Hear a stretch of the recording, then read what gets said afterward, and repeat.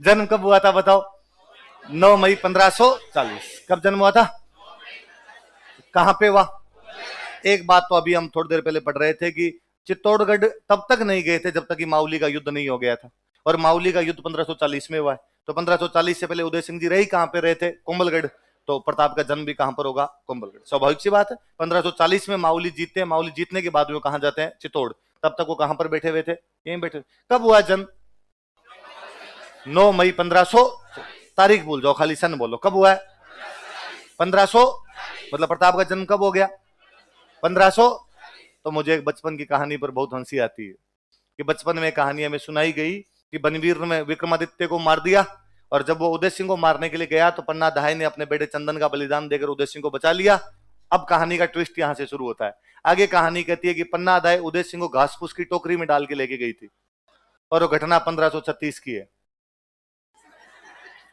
वो घटना कब की है? 1500। मतलब 1536 में तो उदय सिंह छोटा सा टाबर है कि घास फूस की टोकरी में डाल के ले जाओ, और 4 साल बाद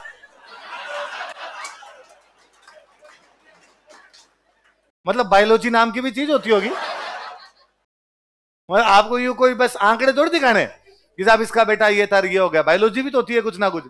इसका मतलब ये भाई कोई कॉमन सेंस लगाता ना तो भी इसका आंसर मिलता है। इसका मतलब ये कि उदय सिंह इतना छोटा नहीं है उस टाइम में कि घास फूस की टोकरी में डाल के ले जाया जा सके। उदय सिंह काफी बड़ा था, और बाकायदा कोई घास फूस की टोकरी में नहीं, पन्ना दाए अंगुली पकड़ के पा पा पा पा करके लेके गए, चला के लेके गए।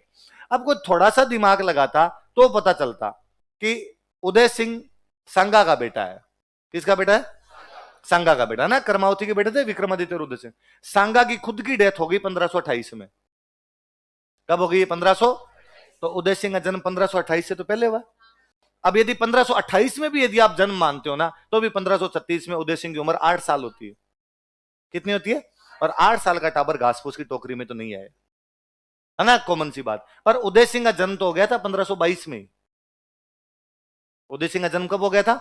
इसका मतलब 1522 में जन्म हुआ, तो जब वो बनवीर मारने के लिए आया तब उदय सिंह कम से कम 14 साल का, 14-15 साल का। अब ये बात समझ में आती कि यदि उदय सिंह उस समय 14 साल का रहा होगा तो 1540 के अंदर जाके उसकी उम्र हो रही है 18-19 साल। कितनी हो रही है? अब आता है समझ। पहले गांव में 16-17 के ब्याह हो जाया करते थे, तो 18-19 में टाबर होना तो कोई बड़ी बात है नहीं है।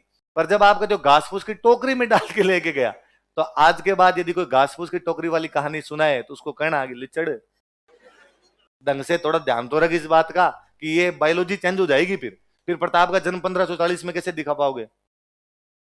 बोले बड़ी आई बात तेरे समझ। इसलिए मैंने कहा था रुक जा, क्योंकि कल मैंने जैसे ही कहा था कि 36 के अंदर ये घटना हुई, 37 के अंदर यहाँ पे उदय सिंह जी राजा बना दिए गए, तो ये मेरे से पूछ रहा सर 1 साल में उदय सिंह इतना बड़ा हो गया, तो इसका मतलब तेरे दिमाग में था कि पहले उदय सिंह छोटा था।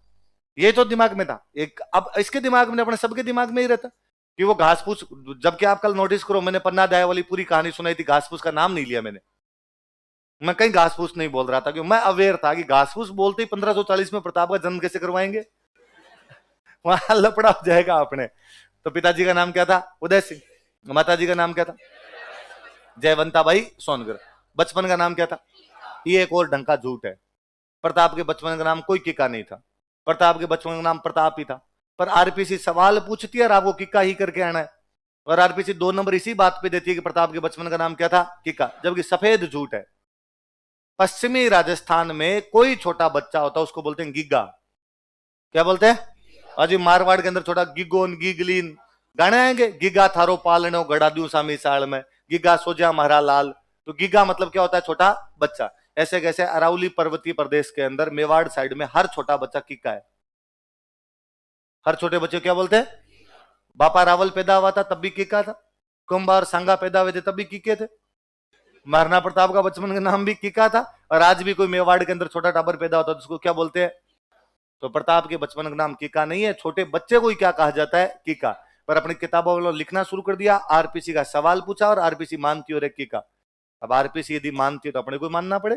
तुम दिन को अगर रात को, हम रात कहेंगे। अपने को 2 नंबर लेने, 2 नंबर किक्के से मिलते हो तो अपने क्या माना जाए? किका माना जाए। पर याद करते टाइम मन ही मन सोचना इस प्रकार का कोई भी नाम उसका नहीं था। किक्का का मतलब छोटा बच्चा। किका का मतलब ये ठीक वैसे जैसे सिखों में कोई छोटा बच्चा होता है उसको बोलते हैं काका, और बच्चे को बोलते हैं काकी। बच्चे को बोलते हैं काका और बच्ची क्या बोलते हैं। अब मान लो कोई बच्ची, सिख बच्ची है कोई, और वो बड़ी होकर प्रधानमंत्री बन जाए और बाद में अपने कहेगी बचपन में सभी ने काकी नाम से पुकारते थे। अरे तो इनको काकी नाम से नहीं पुकारते थे। हर बच्ची को क्या कहा जाता है, बच्चा होता है उसको तो कहेंगे काका, मोड़ा थे मोड़ी, धौलपुर होता तो मोड़ा मोड़ी हो जाते कि प्रताप के बचपन का नाम क्या था तो मोड़ा। उधर ही करौली में लाला लाली है, हाँ करौली में तो लाला लाली हो जाता। अलग अलग प्रदेश की अलग अलग बातें। तो सिखों में होता है, सिखों वाले सुने होंगे कि छोटा बच्चा होता है, हर बच्चे को ही बोलते हैं काका, हर जो बच्ची होती है उसको बोलते हैं काकी। तो वो तो मेरे पापा टीचर है, तो पापा की जिस गांव के अंदर पोस्टिंग, उस गांव के अंदर या तो सारे के सारे घर मुसलमानों के या सारे के सारे घर सिखों के, एकदम ठेठ पाकिस्तान बॉर्डर पे, इंदिरा गांधी नहर का एकदम गांव वहां पे। हमसे पाकिस्तान 8 किलोमीटर दूर था, बॉर्डर शुरू हो जाता था वहां पे, भारत का अंतिम गांव था वो, छोटा सा गांव एकदम। वो परंपरागत रूप से मुसलमान, सिंधी मुसलमान थे, कई पीढ़ियों से बसे हुए थे। सिख इंदिरा गांधी नहर के चक्कर में वहां पे जमीनें खरीद के बस गए थे। वहां वो जो आपके ढाणियां थी, उन ढाणियों में ज्यादातर जाट और बिश्नोई रहा करते। गांव के अंदर वो सिख और मुसलमान रहते। पापा की वहां पोस्टिंग हुई तो हमारा एकदम सेंटर के अंदर बीचों बीच घर, हमारे घर के पीछे वाली साइड में सारे के सारे सिखों के घर शुरू हो जाते। मेरे से छोटे वाला भाई, वो मेरे से 3-4 साल छोटा है, तो मैं शायद को तीसरी चौथी में पढ़ता हूँ और वो पहले दूसरी के अंदर पढ़ता होगा कोई। तो वो एक दिन शाम को वो सिखों के बच्चों के साथ डेली खेलने के लिए चला जाता, पिछली साइड में उनके घर थे। वो दिन शाम को थोड़ा लेट घर आया, लेट का मतलब 8 बजे, गांव में 9 बजे सारे सो जाते हैं। और वो फिर बॉर्डर एरिया के गांव थे, लाइट वाइट वहां पे थी, ना सड़कें थी ना लाइट थी। 2004-5 के आसपास में जाके वहां पे लाइट और सड़कें आई थी, तब तक कंडीशन वैसी ही हुआ करती। तो सांप बिच्छू गोयरे खूब घूमते, मरुस्थल ही था वो पूरे एकदम। तो डर भी लगता था, तो बच्चों को हमको घर से 7 बजे के बाद ही निकलने नहीं दिया करते, अंदर रहो अंदर रहो। वह दिन थोड़ा लेट आया, पहले मम्मी ने मेरे को आगे जा ढूंढ गया, मैं ढूंढ गया इधर उधर, मेरे को दिखा नहीं, वो कौन घरों के अंदर खेल रहा होगा वहां पे। मैं मम्मी नहीं है, तो आ जाएगा थोड़ी देर में आ जाएगा। इतने 8 बजे आया तो मम्मी ने फटकारा उसको कि सारा दिन बाहर घूमता रहता है, इतनी रात हो गई, कहाँ खेल रहा था। उसने कहा मतलब बच्चों के साथ पीछे खेल रहा था। कौन खेल रहे थे और तेरे साथ में? तो उसने उन बच्चों के नाम बताए, अंग्रेज खेल रहा था, जर्मन खेल रहा था, अमरीक खेल रहा था। सिखों के बच्चों के नाम ऐसे होते हैं, अंग्रेज, जर्मन, अमरीका, वैसे नाम मिलेंगे यूं सारे। तो उनके साथ खेल रहा था। तो उसने नाम लेते लेते 1-2 नाम के, बलजिंदर था, जसविंदर था, काकी थी। तो मम्मी को लगा काकी मतलब इनकी मम्मी, इन बच्चों की मम्मी खेल रही होगी। तो मेरी मम्मी ने कहा कि बिको राम निकल गयो, मतलब उनका दिमाग ही खराब हो गया। और वो इतनी बड़ी होगी तुम्हारे साथ कैसे खेल सकती है, वो तुम्हें 8 बजे तक खिला रही थी वहां पे। और छोटे बड़ा हंस के, कौन है बड़ा कौन? मैंने कहा तू कह रहा ना काकी खेल रही थी, काकी तो इतनी सी है, हमारे में सबसे छोटी तो काकी है। और मम्मी ने कहा मैं थप्पड़ मारूंगी, बदतमीज और हुआ है, पता नहीं कहां कहां से क्या क्या सीख के आता है। और काकी नहीं कहते, काकी सा कहते हैं। क्या काकी काकी लगा रखा है, और वो क्या, वो काकी सा नहीं है, वो तो काकी है छोटी सी। अब मम्मी को तब भी नहीं समझ में आई बात, मम्मी ने तब तो उसको फटकार के सुला दिया, खाना खा ले चुपचाप सो जा, कल से ध्यान रखना। दूसरे दिन उनके वो जो दादी जी थे वो मिल गए, भाई हमारे घर का दरवाजा पीछे खुले, उनका हमारी साइड के अंदर खुले। तो पीछे हम पानी का कुंड था, वहां पानी वानी लेने के लिए मम्मी गई होगी, तो वो दादी जी पीछे दिख गए। तो मम्मी ने उनको कहा कि आपकी बीननी को समझाना, टाबरों को इतनी रात तक बाहर खिलाती रहती है। तो बीननी बीननी टाबरों को क्यों खिलाएगी? तो कल रात को 8 बजे तक टाबरों को बाहर खिला रही थी आपकी बीननी। ना ना, हमारी बीननी 8 बजे तंदूर ताप रही थी, हमारी तो रोटियां बन रही थी 8 बजे, और कैसे खिला रही होगी? नहीं नहीं, हमारा वो कह रहा था कि मैं खेलने के लिए गया था, काकी हमारे साथ खेलने के लिए। उन्होंने कहा काकी तो मेरी पोती का नाम है, और हमारे हर छोटा बच्चा होता है उनको काकी कहते हैं, और बाद में हम उसको काकी कहते थे। वो काफी बड़ी हो गई थी तो भी मेरे को याद है कि भाई हाँ ये काकी है, ये है, ये है। अभी भी, अब जैसे वो वहां से पापा की पोस्टिंग हट गई, अब पापा दूसरी जगह पोस्टिंग हो गई, हम बीकानेर शिफ्ट हो गए। मैं कभी घर गया हुआ रहता हूँ तो मम्मी यदि उस गांव का कोई फोन आया होता, बात बताती है, तो मम्मी वैसे ही बात करेगा सर कि वो काकी की दादी का फोन आया था। तो काकी की दादी का मतलब उस बच्ची की दादी का फोन आया था। तो काकी मतलब हर छोटी बच्ची, काका मतलब हर छोटा बच्चा, तो किका मतलब भी छोटा बच्चा है ना। तो प्रताप का नाम किका नहीं, छोटे बच्चे किका कहते हैं, पर फिर भी अपने को याद रखना है। पूछे कि प्रताप के बचपन का नाम क्या था, तो क्या था? किका। रानी का नाम क्या था? दे का मतलब देवी, दे का मतलब ये थोड़े होते थे, देखो आपने रंग दे, रंग देवी, देवल दे, देवल दे पढ़ते, हीरा दे, तो वैसे वैसे इसका नाम क्या हो गया? अच्छा, याद रह जाएगी बात, चलो ठीक। उदय सिंह के 28 बेटे थे, प्रतापन कितने भाई थे? 28 भाई थे। उदय सिंह सबसे बड़े प्रताप थे, योग्य थे, पराक्रमी थे, बहादुर थे, तो स्वाभाविक बात थी कि अगले राजा कौन बनेंगे? प्रताप बने। पर उदय सिंह जी मरते मरते राजा बना गए जगमाल को। किसको राजा बना गए? जगमाल को। अब वो राजाओं के रानियां खूब सारी हुआ करती, उस रानी का बेटा राजा बन जाएगा जिस रानी की राजा के साथ थोड़ी ठीक बनती। जगमाल की मम्मी की उदय सिंह के साथ ठीक बनती, तो जगमाल की मम्मी राजा किसको बनवागी? जगमाल। तो उदय सिंह मरते टाइम प्रताप को राजा नहीं बना के किसको राजा बना के? लिखो, उदय सिंह ने अपने बड़े बेटे प्रताप को राजा नहीं बनाया था। Uday Singh did not appoint his elder son Pratap as king. Uday Singh ने अपने बड़े बेटे प्रताप को राजा नहीं बनाया था। Uday Singh did not appoint his elder son Pratap as king.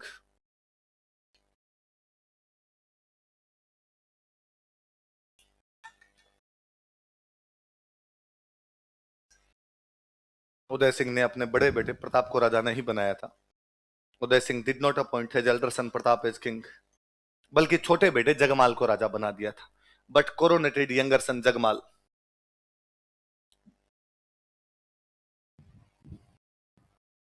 छोटे बेटे जगमाल को राजा बना दिया था, but coronated younger son Jagmal as king, बल्कि छोटे बेटे जगमाल को राजा बना दिया था, but coronated younger son Jagmal as king.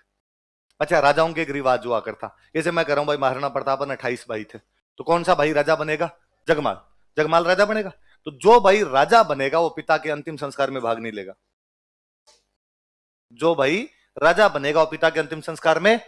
तो भाई उदय सिंह को जब अंतिम संस्कार करने के लिए लेके गए, उनका जब दाह संस्कार, उनको जब जलाने के लिए लेके गए डेड बॉडी को, तो वो बेटा नहीं जाएगा जो अगला राजा बनेगा। कौन सा बेटा राजा बन रहा है? तो इसका मतलब जगमाल अंतिम संस्कार में भाग लेने, बाकी सारे भाई जाए। यूं मानते थे कि राजा के किसी प्रकार का दुख नहीं होता, तो बाकी वाले बेटे जब सारे पिता के अंतिम संस्कार में जाते, वो बेटा जो अगला राजा बनने वाला होता था वो राजा की तैयारियां करता था, और उसको कहते तू राजा की तैयारियां तैयार रख, हम जैसे ही आएंगे आते तेरे को रास्ते लग करेंगे तेरा, कि राजा की गद्दी कभी खाली नहीं रहनी चाहिए, राजा की कुर्सी कभी भी खाली। ऐसा है जैसे आज नहीं कहते राष्ट्रपति का पद कभी भी रिक्त नहीं रह सकता, राष्ट्रपति की यदि आकस्मिक मृत्यु हो गई तो भी उपराष्ट्रपति उसके पद पर बैठ जाएगा, बोलते हैं ना। तो राजा की गद्दी खाली नहीं होनी चाहिए, राजा की गद्दी पे कोई ना कोई तो बैठेगा। तो हम जला के आ रहे हैं, तब तक तू तैयारी कर, और बाद में तेरे को लाके बिठाएंगे यहाँ पे। अब वहां पे अब उदयपुर के राणा जी एक्सपायर हुए, उदय सिंह जी खुद एक्सपायर हुए, तो मेवाड़ के सारे सामंत आ रखे, जनता आ रखी दूर दराज से, ये प्रताप जीते भाई थे, ये सारे बाकी वाले अंतिम संस्कार में गए हुए, और वहां सारी जनता ने देखा कि महाराणा प्रताप वहीं घूम रहे हैं, अंतिम संस्कार वाली जगह पर वहां पर खड़े हैं महाराणा प्रताप, वो अर्थी के कंधा दे के लाए हैं, वहां पर खड़े हैं। तो जनता में आपस में खुसर फुसर होनी शुरू हुई, प्रताप यहाँ कैसे, प्रताप यहाँ कैसे, भाई सबके दिमाग में अगले राजा कौन बनेंगे? प्रताप। ये यहाँ पर कैसे हैं, ये यहाँ पर कैसे हैं? तो एक आदमी ने, किसी ने हिम्मत करके पूछा, आप यहाँ कैसे हो? पिता की डेथ हुई है तो मैं अंतिम संस्कार करने के लिए आया हूं, पर आप तो अगले राजा बनोगे, और रिवाज अपना ये कहता है कि जो अगला बेटा राजा बनेगा और पिता के अंतिम संस्कार में भागे। तो प्रताप ने कहा वो एक्चुअली आपको शायद पता नहीं होगा, बाकी पिताजी मुझे राजा नहीं बना के, पिताजी राजा किसको बना के चले गए? जगमाल। इसलिए मैं राजा नहीं हूं, राजा कौन है? जगमाल। जनता बगावत कर देती है वहां, और जनता ने कहा ये क्या तरीका है? जब मेवाड़ संकटों में घिरा हुआ है, जब मेवाड़ अपने सबसे बड़े शत्रु अकबर का सामना कर रहा है, इस समय मेवाड़ का शासन किसी योग्य व्यक्ति के हाथ में होना चाहिए, और इस बात में कोई दो राय नहीं है कि प्रताप सबसे अधिक योग्य है। इसलिए जगमाल को राजा की गद्दी पर बैठने का अधिकार नहीं है, राजा की गद्दी पर बैठने का अधिकार किसको है? महाराणा प्रताप को। और वहीं खड़े थे सलुम्बर के कृष्णदास चुंडावत। कौन खड़े थे सलुम्बर के? तो प्रताप ने कहा मैं तो क्या करूं, अब पिताजी जगमाल को बना के गए तो बना के गए, मेरे हाथ में क्या है? जो पिताजी कहेंगे उस आज्ञा को तो मानना पड़े। कृष्णदास चुंडावत आ गया और उन्होंने कहा कि मेवाड़ में राजा कौन बनेगा और कौन नहीं बनेगा यह तय सलुम्बर का सामंत करता है, मेवाड़ के राणा जी नहीं। और मैं सलुम्बर का सामंत हूं, और मैं घोषणा करता हूं कि मेवाड़ का राणा जगमाल नहीं होगा, मेवाड़ का राणा कौन होगा? प्रताप। तो वही शमशान घाट में नारे लगे, हमारा राणा कैसा हो, महाराणा प्रताप। इसका मतलब है प्रताप जनता द्वारा राजा बनाए गए थे। किसके द्वारा राजा बनाए गए थे? बपोती में राज नहीं मिला था। कितने जनप्रिय रहे होंगे वो, कि जनता बगावत कर गई अपने पिछले वाले राजा के निर्णय को मानने के लिए। उदय सिंह जी कह के गए उससे हमें कोई भी मतलब नहीं है, हमारा राजा कौन होना चाहिए। वहां से अंतिम संस्कार किया, अंतिम संस्कार करने के बाद में इधर से प्रताप को नारे लगाते हुए लेके आए। जगमाल इधर साफा वाफा तैयार कर ही रहा था कि आते अपने तिलक होगा, और आते जगमाल ने सुना कि यार बाहर नारे चेंज है थोड़े। जगमाल बाहर है, उसने कहा अरे अरे अरे अरे पता ही नहीं आपको, नारे लगाओ हमारा राजा कैसा हो, महाराणा जगमाल जैसा हो। कृष्णदास चुंडावत थप्पड़ मारूंगा अड़े हाथ साइड। तो जगमाल को तो हटाया, और जगमाल को हटा के वहां पे किसको बिठाया गया? प्रताप। देखो सलुम्बर के कृष्णदास चुंडावत ने, सलुम्बर के कृष्णदास चुंडावत ने गोगुंदा में प्रताप का राज तिलक किया। गोगुंदा में प्रताप का राज तिलक किया। Krishnadas Chundawat of Salumbar coronated Pratap at Gogunda. Gogunda में प्रताप का राज तिलक किया। Krishnadas Chundawat of Salumbar coronated Pratap at Gogunda. Gogunda में प्रताप का राज तिलक किया। उदय सिंह की डेथ कहां पर हुई थी? गोगुंदा। उदय सिंह का अंतिम संस्कार कहां किया गया? गोगुंदा। उदय सिंह की छतरी कहां पर है? गोगुंदा। तो प्रताप का राज तिलक भी कहां होगा? गोगुंदा। स्वाभाविक सी बात है, गोगुंदा में होना है। गोगुंदा में, उदयपुर में जगह पड़ती गोगुंदा। गोगुंदा में प्रताप का राज तिलक किया गया। अच्छा, राज तिलक तो उसी दिन कर देते जिस दिन राजा मरता था। जिस दिन राजा मरा, अंतिम संस्कार करके आते ही जो बेटे को राजा बनाना उसको क्या बना दिया करते? राजा। पर राज तिलक का फंक्शन थोड़े दिन बाद में करते कि फंक्शन तो मुहूर्त देख के करेंगे। मुहूर्त देखो, अच्छा जो भी मुहूर्त होगा उसके अंदर क्या किया जाएगा? फंक्शन। उसमें यज्ञ करेंगे, पंडित जी आएंगे, विधि विधान मंत्र जितने करने होंगे वो सारे काम करेंगे। भाई डेथ तो मुहूर्त देख के नहीं होती ना, डेथ तो आज होगी तो राजा तो आज ही बनाना पड़ेगा, पर विधि विधान से दोबारा राज तिलक किया जाएगा। इसलिए राज तिलक समारोह थोड़े दिन बाद होता था। तो पहले एक दिन राज तिलक कर देते, उसके बाद क्या मनाते? उसका फंक्शन। तो फंक्शन कहां किया जाए? तो कहा साहब राजा का राज तिलक तो हमेशा राजधानी में होता है। कहां पर होता है भाई? एक बार तो राजा वहां बना देते जहां पर वो बंदा है, तो बंदा जहां भी है वहां पर उसको क्या बना दिया जाए? राजा। अब राजधानी चलेंगे, राजधानी चल के वहां फंक्शन करेंगे। राजधानी कौन सी है? चित्तौड़। चित्तौड़ पे कब्जा किसका? अकबर। तो वहां तो कर नहीं सकते। अब कहां किया जाए? तो संकटकालीन राजधानी कौन सी है? कुंभलगढ़। तो बाद में चित्तौड़ अपने पास नहीं, तो अपने पास कुंभलगढ़ है। तो प्रताप का राज तिलक समारोह कहां पर मनाया गया था? समझ में आई? राज तिलक समारोह फर्क मतलब समझ में आया? गोगुंदा में राज, अब कई बार क्या टाबर रटते हैं, पहले गोगुंदा फिर कुंभलगढ़, पहले गोगुंदा फिर कुंभलगढ़। इसमें क्या याद करना है? उदय सिंह की डेथ गोगुंदा में हुई है, तो प्रताप का राज तिलक कहां होगा? गोगुंदा। फंक्शन राजधानी में मनाते, राजधानी आपके पास नहीं है तो जो महत्वपूर्ण दूसरा स्थान होगा वहां पर होगा। चित्तौड़ नहीं है तो कहां पर करेंगे? पहले बड़ी बात लिखो। कुंभलगढ़ में प्रताप का राज तिलक समारोह मनाया गया था। Coronation ceremony of Pratap was conducted at Kumbhalgarh. Coronation ceremony of Pratap was conducted at Kumbhalgarh. Kumbhalgarh में प्रताप का राज तिलक समारोह मनाया गया था। Coronation ceremony of Pratap was conducted at Kumbhalgarh.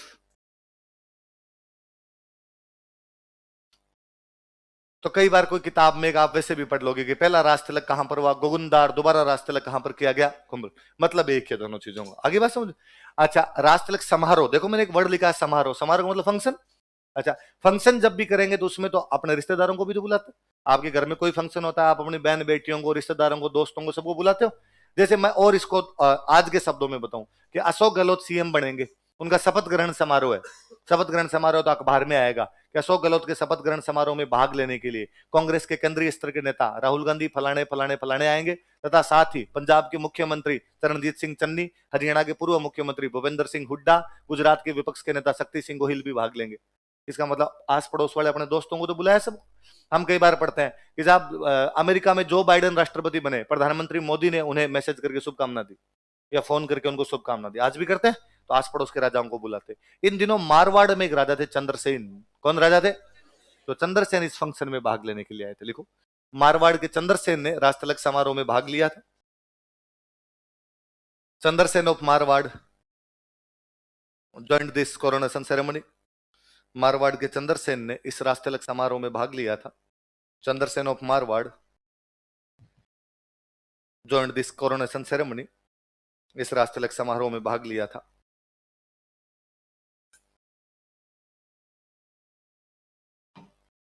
इस राज तिलक समारोह में मतलब कौन से राज तिलक समारोह? जो कुंभलगढ़ में मनाया जा रहा। कहां पे मनाया जा रहा? अच्छा, चंद्रसेन वो बंदे थे जो अकबर के खिलाफ उन दिनों लड़ रहे थे। स्वाभाविक बात है, प्रताप के उस समारोह में आए तो आपस में बातचीत भी हुई होगी। प्रताप ने पूछा होगा, भाई चंद्रसेन जी बताओ अकबर के खिलाफ क्या चल रहा है आपका? साहब लड़ाई चल रही है, कभी लठ पड़ जाते हैं, कभी लठ मार देते हैं। तुम्हारा क्या प्लान है?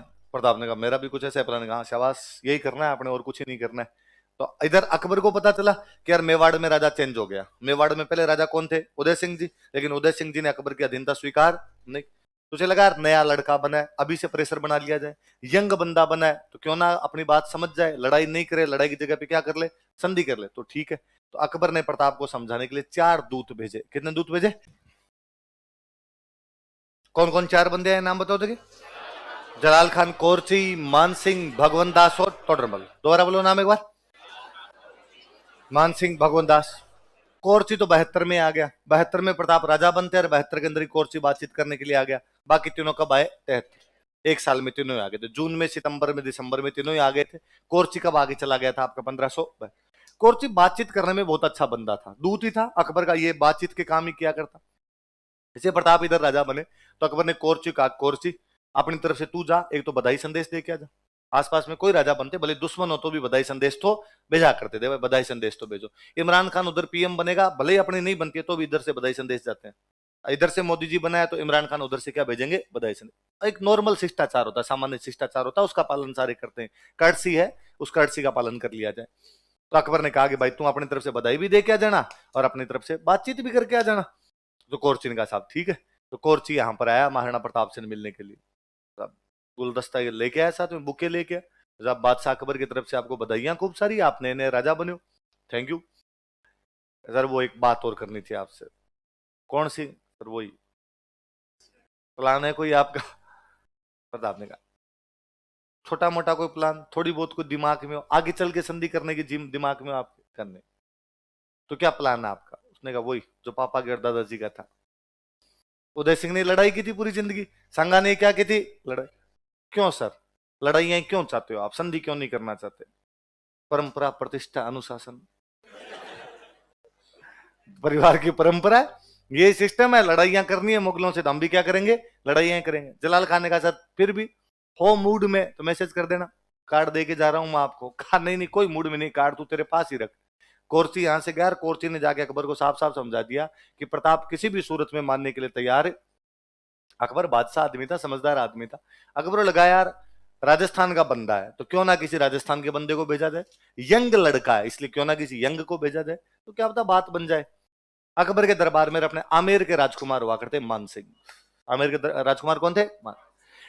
आमेर वालों की मुगलों के आपस में बनती भी बहुत अच्छी थी। मान सिंह की बुआ की शादी अकबर के साथ हो रखी थी, तो अकबर मान सिंह पर इन पर विश्वास भी खूब ज्यादा किया करता था। तो उसने मान सिंह को कहा कि मान सिंह आमेर गए हुए कितने दिन हो गए? तो मान सिंह ने कहा कई दिन हो गए। तो कहा छुट्टी 15 से 20 तक छुट्टी है तेरी, आमेर जाके आ सकता है तू, और संडे को क्लास लगाएंगे बीच में तेरी एक दिन। जाते टाइम उदयपुर होके जाना। कहाँ होके जाना? उदयपुर। उदयपुर में कैसे? तो कहा महाराणा प्रताप से बात करके जानी। बात तो तेरे को पता ही है क्या करनी है? उसने कहा हाँ पता ही। तो यहाँ पर बातचीत करने के लिए कौन है? मान सिंह। कहाँ का राजकुमार है? अच्छा एक प्रोटोकॉल और कहता है कि रूस का विदेश मंत्री आएगा तो आपका विदेश मंत्री मिलेगा, जापान का रक्षा मंत्री आएगा तो आपका रक्षा मंत्री मिलेगा, यदि अमेरिका का राष्ट्रपति आएगा, अमेरिका का राष्ट्रपति आया तो अपना प्रधानमंत्री मिलेगा। बराबर वाला आदमी ना, पर उधर राष्ट्रपति होता तो अपन उसको क्या बोल देते हैं? प्रधान। काउंटर पार्ट, जो आपके समकक्ष है वो आपस के अंदर हमेशा क्या करेंगे? बातचीत। अच्छा प्रताप को पता चला कि उधर से कौन आ रहा है बातचीत करने के लिए? आमेर का राजकुमार। तो उसे लगा राजकुमार आ रहा है तो मैं मेरे राजकुमार को भेज देता हूँ, वो बात कर लेगा। प्रताप का बेटा था अमर सिंह। कौन था? तो मान सिंह से बातचीत करने के लिए किसको भेज दिया गया? अमर सिंह। शाम को उदयपुर में डिनर का प्रोग्राम था, तो डिनर पे मान सिंह को बुलाया था, भाई वहां पर अपने बातचीत कर लेंगे।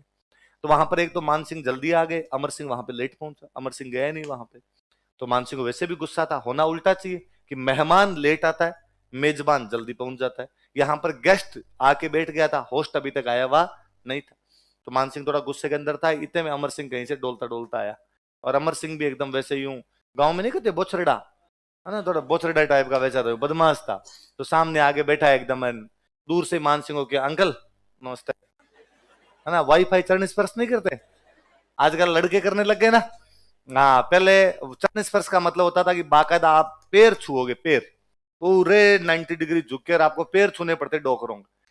फिर लड़कों को लगा इतना तो हाथ झुका जाए, अंकल झुका जाए, तो बाद में घुटने छूने लग गए।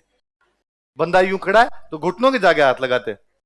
जो होना ही चाहिए कि चरण स्पर्श, चरण का मतलब पैर, अंगुलियां अंगूठे छुओ जाके तो घुटने छूते। डोकरों का तो ही ठीक है कोई बात नहीं, आजकल लड़के उतना ही नहीं करते। आजकल दूर से डोकरे उधर बैठे दूर से कहते हैं अंकल नमस्ते, अंकल ही उधर से वाईफाई आशीर्वाद दे देंगे, ओ जी उतारोगे। लड़कों की जिंदगी में तो बाहर आ गई, पर लड़कियों का अभी तक ये बाहर नहीं आई। लड़कियों का अभी तक है, ये डोकरियां अभी तक बैठी रहती है चार पाई भी, किलो बीरणी पग दाबो, बीरणी को बाकायदा दबाने ही पड़ते हैं। लड़कियों का तुम्हें बगावत करनी पड़ेगी कि हम भी अब वाईफाई करेंगे, दूर से ही एक बार ऐसे कर देंगे, दाब दिए। यह तरीके गलत है, वरना डोकरियां दबाती है, सच में दबाती है, पूरे पूरे ऐसे कर करके, और यूं तब तक यूं बोलती रहती है बात, दूधो नहाओ पुतो फड़ो बेटो है ये वो, तब तक आशीर्वाद देती रहती है। और बीच में थोड़ा ढीला पड़े, कई डोकरे तो बोले बीरणी क्या करो, बीरणी वापस भी तेज लगती है बेचारी। तो लड़कियों को बगावत करनी पड़ेगी, बाकी लड़के इस संकट से मुक्ति पा चुके हैं। तो अमर सिंह वैसे सामने जाके बैठा, टांग पे टांग देके और बैठा। अब उस्मान सिंह पूछा, और अंकल सुनाओ क्या हालचाल है। तो मान सिंह को बड़ा गुस्सा है, मान सिंह तेरे पापा कहाँ रहे। उसने, पापा सर दर्द हो रहा है उनके। तो मान सिंह को बड़ा गुस्सा है, मान सिंह डिनर प्लेट उछाल दी वो। उसने तेरे बाप को जा कहना कि मान सिंह कच्छा वा कहते हैं मुझे, और तेरे तेरे पापा का दोनों का सर दर्द युद्ध के मैदान में ठीक कर दूंगा। और वहां से पैर पीटता हुआ वापस निकला। वहां से जाने लगा तो अमर सिंह वापस आ लगे, अंकल गुस्सा मत करो, तो रुको तो सुनो तो सही। क्या कहा ठीक करोगे, मेडिकल स्टोर कहाँ बताया था आपने, दवाइयां हम ले आएंगे खुद ही। कहा मैं युद्ध के मैदान में ठीक कर दूंगा, तुम दोनों बाप बेटों का सर दर्द पेट दर्द जो भी हो रहा है। कहा अकेले मत आना, तो भूपा जी को साथ लाना, बिना अकबर के मत आना, अकबर को लेके आना।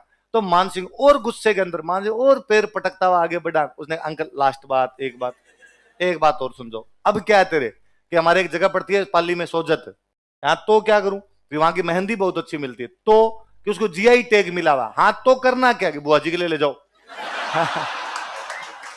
तो अब वो मान सिंह गया अकबर के दरबार में, अब भी कभी आज के आज मुझे सेना दी जाए, मैं बता दूंगा इनको, मेवाड़ वालों को मैं क्या कर सकता हूं इनको। अरे बात क्या हुई, बात तो बताओ। उसने कहा बात हुई नहीं। कैसे नहीं हुई बात, महाराणा प्रताप ने क्या कहा तुम्हें, तो महाराणा प्रताप मिलने ही नहीं आए। क्यों नहीं मिलने आए, तो उनका राजकुमार आया तो राजकुमार मिल लेगा। और उधर से राजकुमार आया था अमर सिंह, और उसने बड़ी बदतमीजी की मेरे साथ, और मुझे सेना दो अभी के अभी जाके मैं उनको बताऊंगा।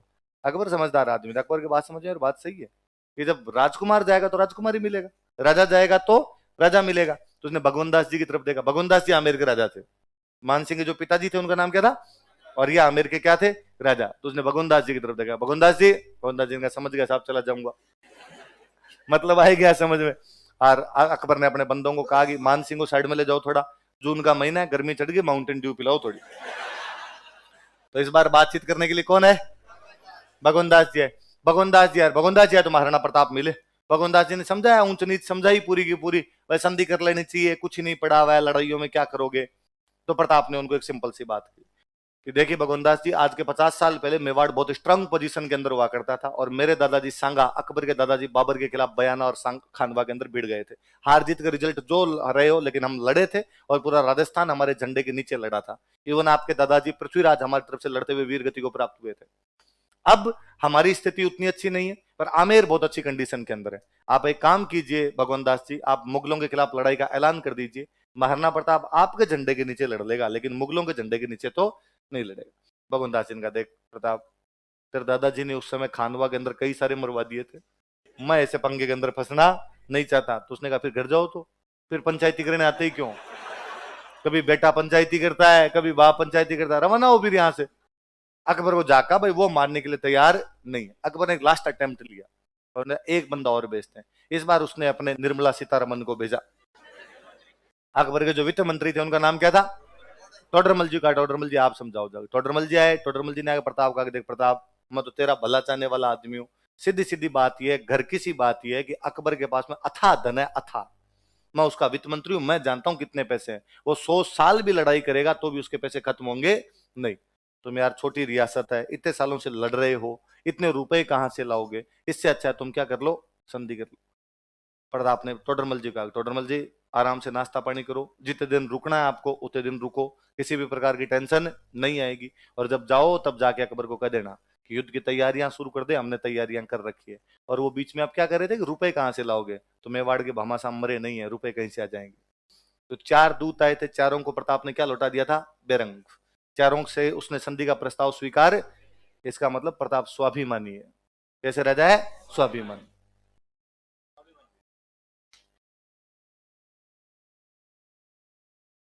हाँ, मैंने कहा ना कि पूरे राज परिवार को बाहर भेजा गया था, कल इतनी लंबी चौड़ी बात तो बताई थी कि राज परिवार बाहर रहेगा तो वापस तैयारियां कर लेंगे, वापस तैयारियां कर लेंगे तो और लड़ पाएंगे।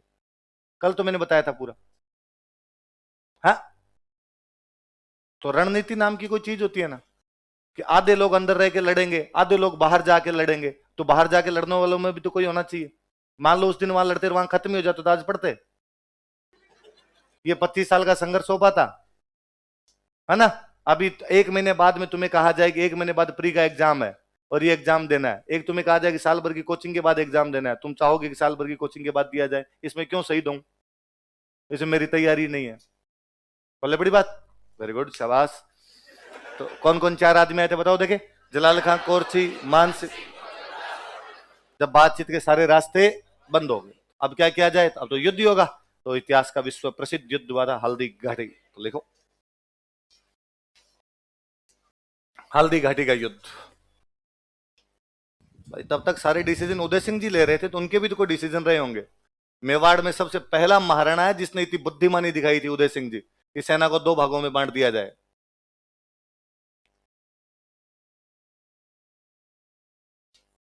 18 जून 1576, बैटल ऑफ हल्दी घाटी। हल्दी घाटी राजसमंद में एक जगह पड़ती है। कहां पर है?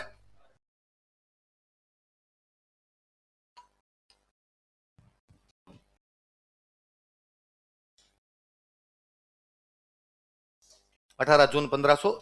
जैसे मैंने एक बात बताई थी, खानवा का युद्ध कितनी तारीख को हुआ था? 17 मार्च। पर वीर विनोद एकती कब हुआ था? 16। वैसे हल्दी घाटी का युद्ध कब हुआ था? एक इतिहासकार में गोपीनाथ शर्मा। कौन से इतिहासकार है? और गोपीनाथ शर्मा इसकी डेट बताते हैं 21 जून। क्या बताते हैं? तो कभी आपसे कोई स्पेसिफिक पूछे तब तो अपने क्या बता देना, 21 जून। नॉर्मली पूछे तो क्या बताना हमेशा? 18 जून। तो लिख लो गोपीनाथ शर्मा के अनुसार 21 जून, कोष्टक में लिख लो गोपीनाथ शर्मा के अनुसार 21 जून, अकॉर्डिंग टू गोपीनाथ शर्मा। तो कोई पूछे गोपीनाथ शर्मा के अनुसार हल्दी घाटी का युद्ध कब हुआ, तो कब हुआ? 21 जून। नॉर्मली पूछे हल्दी घाटी का युद्ध कब हुआ, तो कब हुआ? 18 जून। और हल्दी घाटी कहां पर पड़ता है? गढ़ा। किस किस के बीच में? महाराणा प्रताप और, अच्छा, मुगल बादशाह खुद कभी युद्ध लड़ने जाते ही नहीं थे, बहुत कम जाया करते। वो अपने सेनापति भेज दिया करते। तो इधर से जो सेनापति आए थे वो 2 सेनापति आए। एक सेनापति तो मान सिंह, और एक सेनापति का नाम था आसफ खान। क्या नाम था? अकबर इनके साथ में आए थे अजमेर तक। अकबर कहां तक साथ में आया था? अजमेर। अजमेर से आगे उसने अपने 2 सेनापति भेजे। लिख लो ऐसे कैसे उतारो, देखिए एक बार।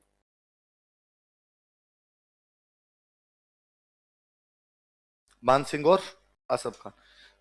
ध्यान रखना, मान सिंह को पहली बार किसी युद्ध में अकबर ने सेनापति बना के भेजा था, यही है। इससे पहले किसी भी युद्ध के अंदर मान सिंह को सेनापति नहीं बनाया गया था। पहली बार हल्दी घाटी का युद्ध जिसमें मान सिंह को फुल कमान दी गई थी, तू जाने और तेरा काम जाने। उरी मूवी देखी किसी ने? उरी। ऐसे कौन कौन लोग हैं जिन्होंने उरी मूवी नहीं देख रखी? आपकी तो नागरिकता रद्द है भारत की। ये कैसे हो सकता है कि कोई भारत में रहे और कौन सी मूवी ना देखे? आज जाके देखने, रिवीजन करना है, कल संडे की छुट्टी है आपकी, पूरी देख के आना। तो उरी मूवी में एक डायलॉग है। उरी मूवी में क्या होता है कि भारत की एक रेजिमेंट है जिस पर पाकिस्तान वाले हमला करते हैं, तो अपने भारत वाले वापस जाके उसका बदला लेते हैं। सर्जिकल स्ट्राइक है, तो सर्जिकल स्ट्राइक है। विक्की कौशल उस कमांडर है उसका। तो विक्की कौशल से पूछते हैं कि भाई तुम जब सर्जिकल स्ट्राइक करने जाओगे तो तुम्हारे साथ में कौन सी रेजिमेंट भेजी जाए? तो उसने कहा था उस रेजिमेंट के जवान भेजे जाएं जिस रेजिमेंट के जवान पहले शहीद हुए थे। क्यों? का उनमें गुस्सा है, अपने साथियों के खोने का गुस्सा है, उनको अपनी जो बेइज्जती हुई है उसका गुस्सा है कि हमारी रेजिमेंट के लोग मर गए थे और वो बदला लेना चाहेंगे। उनके गुस्से को पॉजिटिव एनर्जी में चेंज किया जाए। अकबर इस बात को बहुत ढंग से जानता था कि मान सिंह मेवाड़ के अंदर जब बातचीत करने के लिए आए थे तब उनका अपमान हुआ है वहां पर। मान सिंह उसका बदला लेना चाहेगा, तो उसने कहा मान सिंह तुम अजमेर, अजमेर तक अकबर साथ में है। अकबर से आगे उसने मान सिंह का तुम जाओ और साथ में लेके किसको चले जाओ? इधर बात महाराणा प्रताप भी जानते थे कि बड़ा हमला होगा, क्या किया जाना चाहिए। तो कहा कि भाई सलुम्बर वाले तो हमेशा साथ में रहते ही थे। सलुम्बर से कौन है? कृष्णदास चुंडावत। तो कहा भाई ये तो हरावल के अंदर रहेंगे तो कृष्णदास जी तो आएंगे, उसमें तो कोई डाउट ही नहीं था। प्रताप इस बात को जानते थे कि अपने को बड़ा हमला है तो ऐसी ताकतों को अपने साथ में लेना पड़ेगा, ऐसी शक्तियों को साथ में लेना पड़ेगा जो मुगलों के खिलाफ हो। जो मुगलों के खिलाफ हो वो अपना दोस्त है। ग्वालियर के एक राजा हुआ करते रामसात तोमर। ग्वालियर के राजा कौन थे? और रामसात तोमर के बेटे के साथ में प्रताप की बहन की शादी कर रखी थी। और रामसात तोमर की और अकबर की आपस में बनती नहीं थी, इसलिए इन ग्वालियर वालों को कहा गया कि मौका है, अकबर की तुम्हारे से बनती नहीं, तुम आ जाओ हमारा साथ दो और अपने मिलके लड़ेंगे। तो ग्वालियर से लड़ने के लिए कौन आगे? रामसा तोमर। जो कल मैंने कई बातें जब बताई थी, कल या परसों जब भी मैं बता रहा था आपको, तब मैंने बताया था कि भारत में जब बाबर आया था ना, तब भारत में अफगानों का राज था। किसका राज था? ये उतारो मत, मैं बताऊंगा तब उतार लेना। भारत में किसका राज था? अफगानों का। इब्राहिम लोदी का राज था। और मैंने बताया था बाबर उज्बेक था, बाबर मुगल था, और उसने आगे किसका राज खत्म कर दिया? अफगानों का। इसलिए अफगानों के और मुगलों के बीच में आपस में कभी भी बनती नहीं थी। इसलिए खानवा में जब राणा सांगा लड़ रहे थे तो महमूद लोदी और हसन खान मेवाती दोनों अफगान है, और दोनों किसकी तरफ से लड़ गए थे? सांगा। क्योंकि वो मुगलों को किसी भी कीमत पर हराना चाहते। इस बात को प्रताप और ढंग से जानते हैं। कि अफगानों की और मुगलों की आपस में बनती नहीं है। वापस एक अफगान सेनापति को बुलाया गया, अफगान सेनापति उनसे आगे जुड़ता है, उसको जोड़ा गया अपने साथ में, हाकिम खान सूर। कौन था? और हाकिम खान सूर बहादुर बंदा था, ये खार खाया हुआ बैठा था। इसने कहा मुझे तो हरावल में खड़ा करो, आगे आगे खड़ा करो, मैं बता दूंगा इनको। तो अफगानों की सेना लेके कौन आया था? हाकिम खान सूर। अच्छा, उदय सिंह पहले ऐसे मेवाड़ में रणा हुए थे जिन्होंने इस बात को सोचा था कि मैदान की लड़ाई में मुगलों के खिलाफ पार नहीं पड़ेगी, इसलिए लड़ाइयां लड़नी पड़ेगी छापामार। छापामार लड़ाई होती पहाड़ों में, इसलिए उदय सिंह जयमल पत्ता वाले साके के टाइम में पूरे परिवार को शिफ्ट कर देते हैं गिरवा। कहां कर लेते हैं? गिरवा, पूरे पूरे गिरवा की पहाड़ियों के अंदर। तो कहा पहाड़ियों में युद्ध करना पड़ेगा। प्रताप इस बात को जानते थे कि अपनी सेना कम है, तो लड़ाई तो कहां पर करनी पड़ेगी? पहाड़ियों में। पहाड़ियों में ज्यादातर जो गांव थे वो भीलों के गांव थे। किसके गांव थे?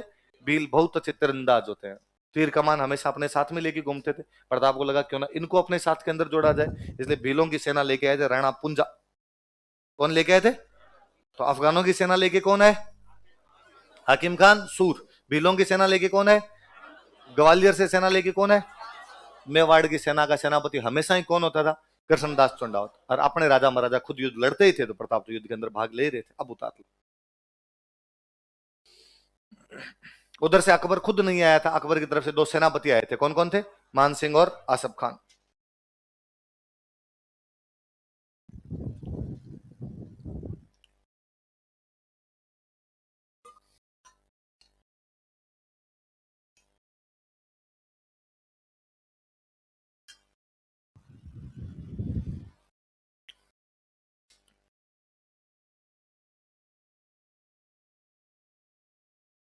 रामसा तोमर कहां से आए?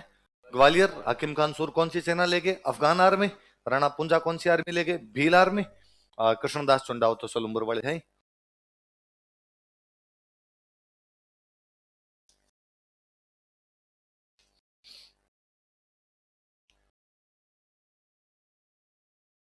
उतार लिया।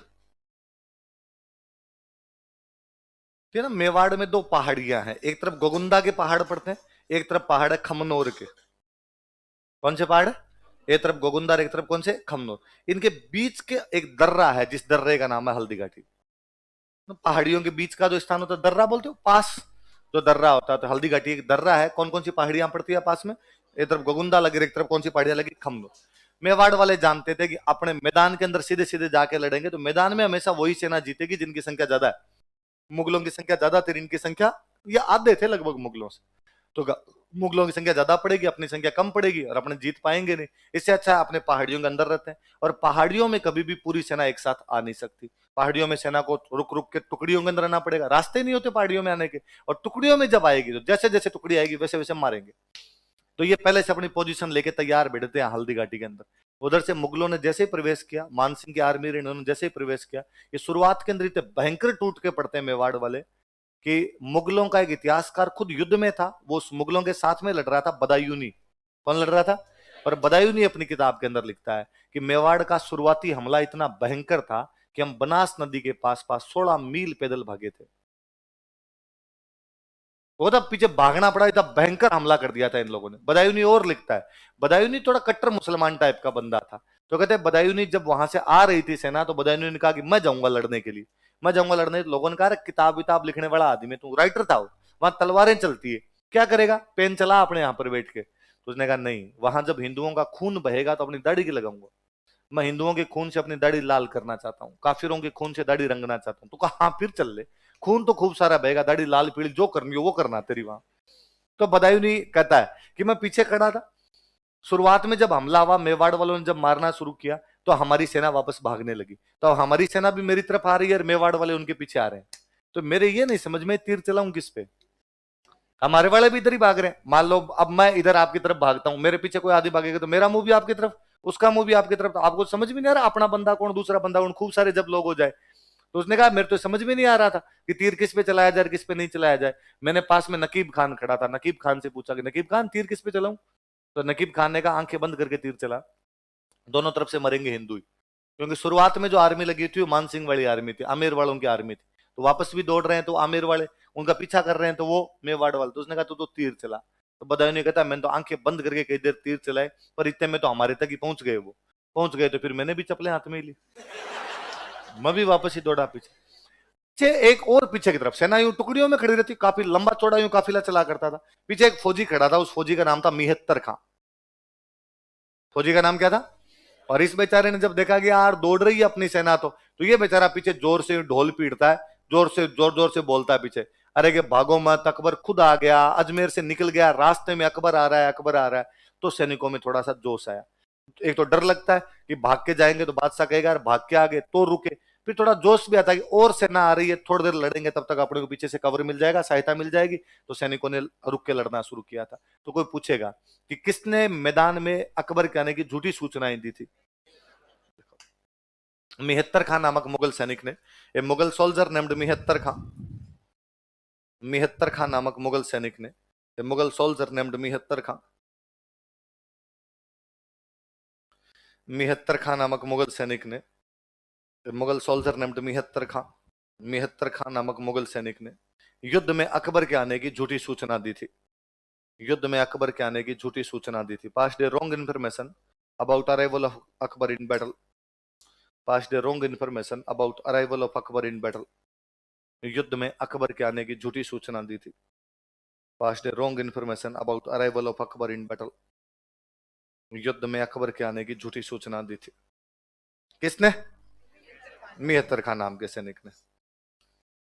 अब ये दर्रा क्रॉस कर गए, उनके पीछे भागे, दर्रा क्रॉस कर गए, दर्रा क्रॉस करके आगे थोड़ी मैदानी सी जगह आ गई। तो ये बाद में मैदानी जगह में आमने सामने होते हैं। मैदानी जमीन में जब ये लड़ रहे थे, तब प्रताप देखते हैं कि मान सिंह हाथी पे बैठ के लड़ रहा था। मान सिंह के हाथी का नाम था मर्दाना। क्या नाम था? उस मर्दाना नाम के हाथी पे बैठ के लड़ रहा था। प्रताप को और गुस्सा है। उनको लगा कि यार ये ठीक है कि कभी बाप बेटे संधि करवाने के लिए आ जाए, कभी यहाँ पे बेटा सेनापति बन के आ जाए। मेरी लड़ाई मुगलों से है, मेरी लड़ाई आमेर वालों से थोड़ी। आमेर वाले क्या पंचायती करते घूमते।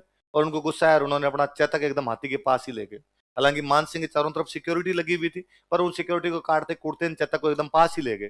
चेतक बड़ा समझदार घोड़ा था। चेतक ने अपने अगले दोनों पैर हाथी की सूंड पे लगा दी, मतलब पिछले पैरों पे खड़ा हो गया। और ज्यादातर कहानी आप लोग जानते हैं कि महाराणा प्रताप भाला फेंकते हैं। मान सिंह वो हाथी में बैठने की जगह होती है, उसको बोलते हैं होदा, उस ओहदे में नीचे झुकता है तो भाला तो उसके ऊपर से निकल जाता है। पर मान सिंह खुद बहुत अच्छा सेनापति था। उसने अपने हाथी की सूंड में पहले से एक चाकू लगा रखा था। चेतक जब अगले पैर उतार रहा था उससे, तो पैर कट गए अगले दिन, खुर उस चाकू के अंदर ही रह गए थे। तो अब वो चेतक मूव नहीं कर पाए। भाई आपका अंगूठे का नाखून थोड़ा बहुत ऊपर नीचे कट जाए ना तो नहीं चला जाए, तो घोड़े का तो पूरा खुर निकल के बाहर निकल गया था। तो उनको लगा यार क्या हुआ, घोड़ा मूव ही नहीं कर पा रहा है। तो नीचे की तरफ देखा तो घोड़े के दोनों पैरों से बेसुमार खून निकले। बेचारा जैसे तैसे घोड़ा इधर उधर मूव करने की कोशिश करे। लगा यार मर जाएगा, मेरा सबसे प्रिय घोड़ा है। तो अपने घोड़े को लेके बाहर निकलते हैं। मेवाड़ वालों की खासियत थी कि राजा किसी भी वजह से यदि युद्ध से बाहर निकलता है तो सादड़ी का झाला युद्ध को लीड करेगा। पढ़ा था हमने, पिछली बार हम पढ़ रहे थे झाला अज्जा लीड कर रहा था। इस बार उस झाला का नाम था बिद्दा। क्या नाम था? तो झाला बिद्दा तो महाराणा प्रताप वाला मुकुट पहन कर वहां पे लड़ाई करता है और प्रताप चेतक को लेके बाहर निकल जाते हैं। पर चेतक बाहर निकल ही नहीं पाया। उसका इलाज विलाज करना वाले के लेके जाते, तब तक बाहर निकलते चेतक मर गया। वहीं हल्दी घाटी के पास में जगह पड़ती है बलीचा। कौन सी जगह? तो वहां पर चेतक की छतरी लिखो। बदायूं लिखता है कि हल्दी घाटी युद्ध में हम वहां से बाहर निकलते हैं, तब तक हम गोगुंदा आ जाते हैं। कहां पर आ जाते हैं? गोगुंदा की तरफ आके बैठ गए थे।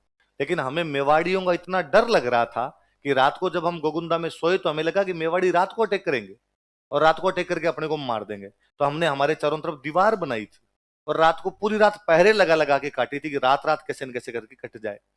फिर हम वहां से अगले दिन जब रवाना हुए, तो जब हम मेवाड़ के गांव से होकर अजमेर की तरफ जा रहे थे, मुगलों का अड्डा कौन सा था? अजमेर।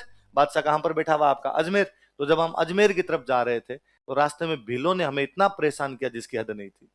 वो लिखता है कि जून का महीना था, भयंकर वाली गर्मी पड़ रही थी और हमारी जो टुकड़ी राशन और पानी लेके चलती वो थोड़ी पीछे आती। और बाहर होगा वो टुकड़ी पीछे आएगी। एक तो सैनिक पैदल पैदल जा रहा है, एक सैनिकों के पास में बाहर है तो वो थोड़े पीछे रहते। तो थोड़ा 100 सैनिक कहीं चल रहे हैं, थोड़े आगे 1001 सैनिक है, फिर बीच में कोई 2000 सैनिक है, वैसे चला करते थे। तो जो टुकड़ी पीछे रह जाती राशन वाली, भील उसका राशन लूट लेते। और यदि हमारे सैनिक किसी गांव में पानी लेने के लिए जाते तो पता नहीं भीलों के तीर कहां कहां से आके लगा करते थे। इसलिए जून के उस महीने में गोगुंदा से अजमेर तक आने में हमारी हालत खराब हो गई थी।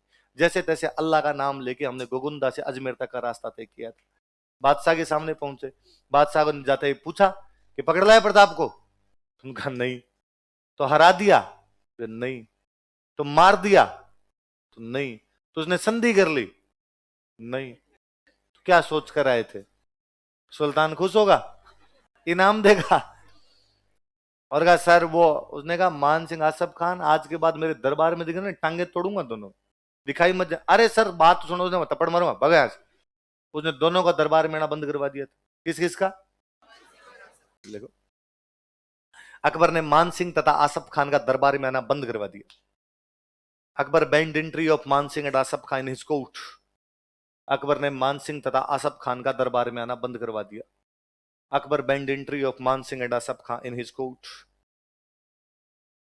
मान सिंह तथा आसफ खान का दरबार में आना बंद करवा दिया। अकबर बैंड एंट्री ऑफ मान Singh and Asaf Khan in his court. मान सिंह तथा आसफ खान का दरबार में आना क्या करवा दिया? बंद। किसने? अकबर ने।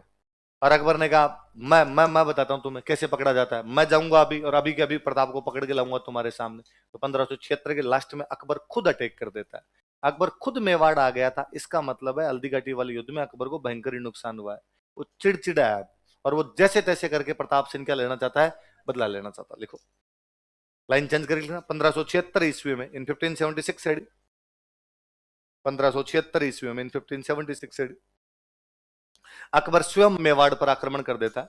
Akbar himself attacked on Mewar. Akbar स्वयं मेवाड़ पर आक्रमण कर देता है। Akbar himself attacked on Mewar.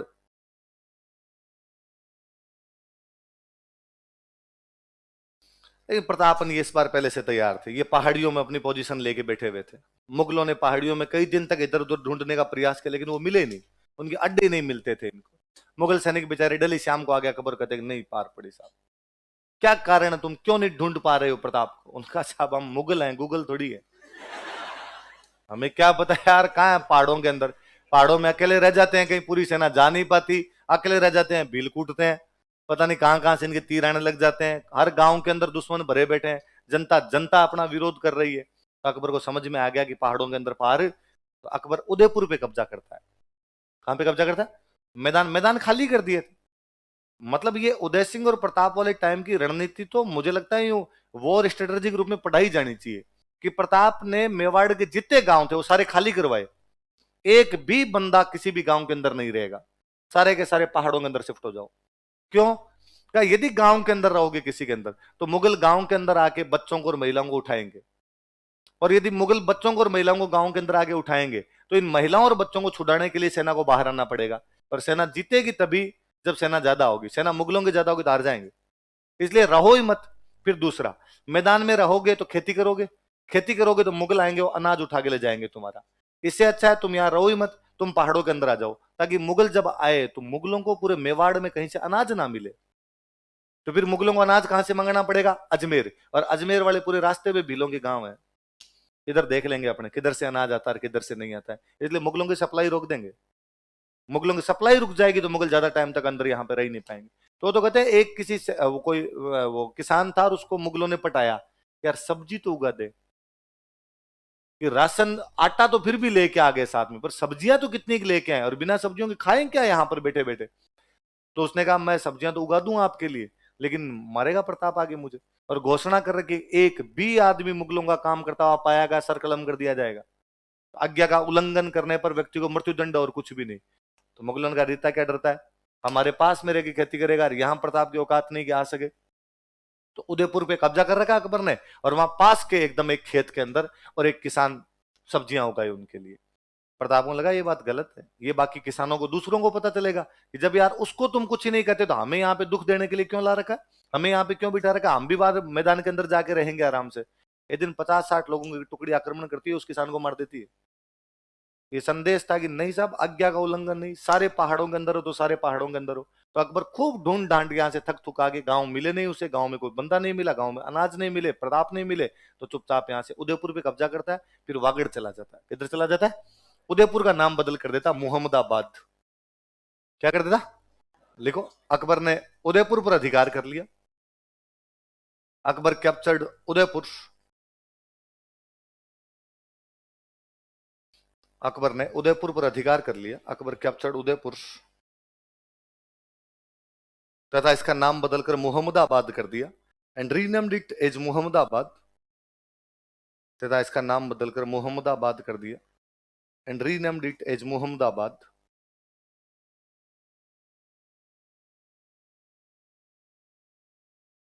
नाम बदलकर क्या कर दिया? मोहम्मदाबाद कर दिया। और दो बंदों को ये सौंप दिया। एक तो मान सिंह के अंकल थे, जगन्नाथ कछवाहा। अंकल का नाम क्या था? हल्दी घाटी वाले युद्ध में लड़े थे। इनको कहा कि भाई आप संभालो यार ये उदयपुर वाला इलाका। क्या नाम बंदे का नाम बताओ देख? जगन्नाथ कछवा। और एक बंदे का नाम था सैयद फखरुद्दीन। क्या नाम है दूसरे बंदे का? लिखो। तथा जगन्नाथ कछवाहा व सैयद फखरुद्दीन को उदयपुर सौंप दिया and handed over Udaipur to Jagannath Kachhwaha and Syed Fakhruddin.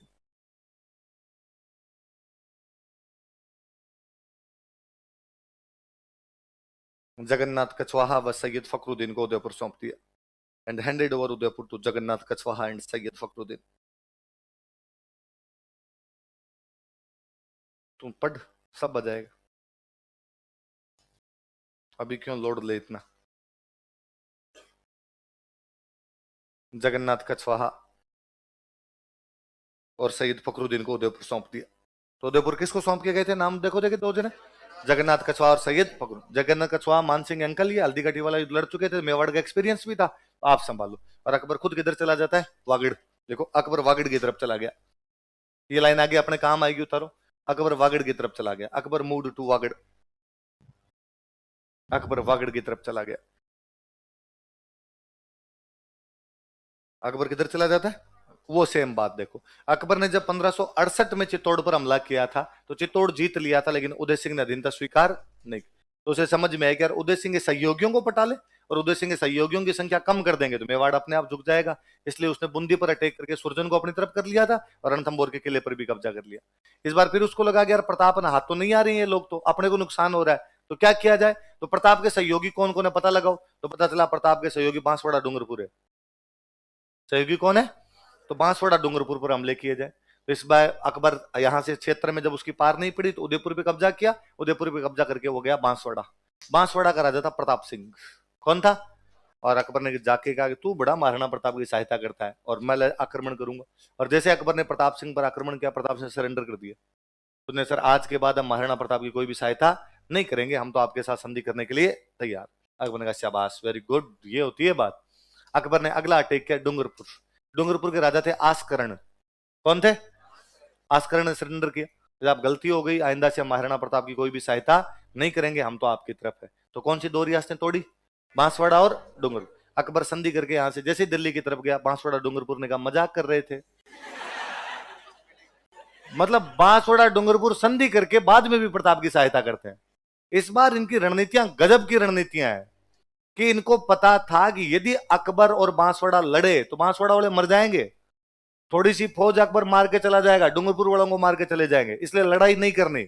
Akbar आया है, बड़ी हुई संधि कर लो एक बार, बाद का बाद में देखेंगे। जब अकबर यहां से निकल जाएगा तब अपने कह देंगे संधि नहीं मान रहे। अकबर वापस कितनी बार आएगा? और युद्ध हमेशा अपनी अपनी जमीन पे लड़े जाए, जहां पर भी लड़े जाए, इसलिए उधर से शुरू किया इन लोगों ने।